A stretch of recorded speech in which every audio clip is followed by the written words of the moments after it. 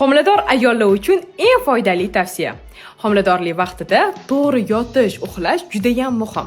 Homiladorlik davri 3 oylikka bo'linadi. Birinchi 3 oylikda, ya'ni 12-haftagacha xohlaganingizcha uxlasangiz yotsangiz bo'ladi.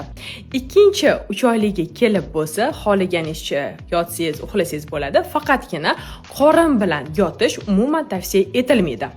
Ana endi 3-eng oxirgi 3 oylikka kelib bo'lsa, qorin bilan yotish imkoni ham yo'q, umuman tavsiya ham etilmaydi va tepaga qarab ham yotish mumkin emas. Sababi, birinchi navbatda homilador ayolga bu diskomfort olib keladi.